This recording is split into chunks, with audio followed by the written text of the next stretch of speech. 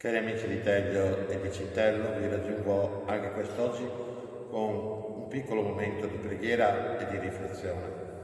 Inizio con questa preghiera.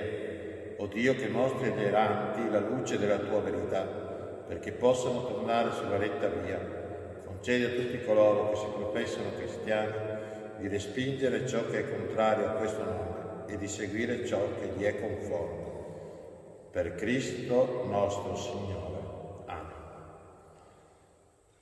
Il brano del Vangelo che voglio commentarvi è un brano con pochi versetti. È il brano di Matteo, il capitolo 11, dal versetto 28 al versetto 30. Venite a me, voi tutti che siete stanchi e oppressi, e io vi darò ristoro. Prendete il mio giogo sopra di voi e imparate da me, che sono mite e umile di cuore, e troverete ristoro per la vostra vita. Il mio giogo infatti è dolce e il mio peso leggero.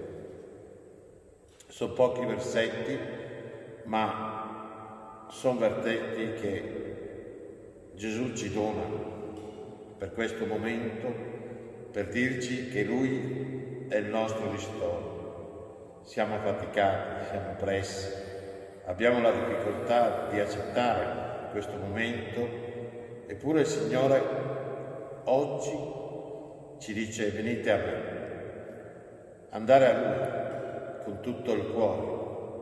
Non dimentichiamoci che questo versetto è scritto subito dopo che Gesù aveva ringraziato il Padre.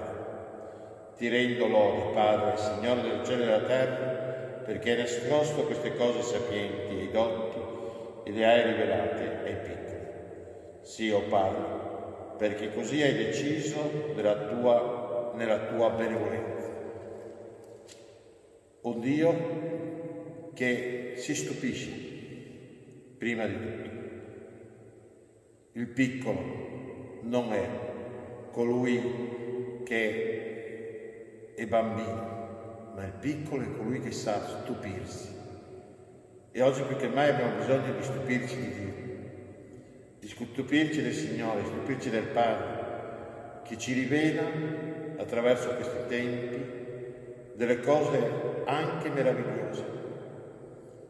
È un tempo per rimanere in famiglia, per pregare in famiglia, per scoprire quanto è importante la presenza di Dio nelle nostre famiglie. Prendete il mio giogo sopra di voi e imparate da me. Qual è il giogo che Cristo ci dice? È il giogo dell'amore. Dobbiamo imparare da Lui, dobbiamo imparare a seguirlo, dobbiamo imparare ad amare come ama Lui. E un ultimo aspetto, che sono mite e umile di cuore, la mitezza. Abbiamo bisogno in questo tempo, nelle nostre famiglie, messa a prova della mitezza, del saper perdonarci a vicenda, del saper essere misericordiosi, del donarci il perdono e del saper essere docili e dolci. E vorrei ancora chiudere: il mio carico è leggero. Il carico del Signore è un carico leggero, perché non è il carico che uno ti pone, ti mette sopra, ti dice che devi fare.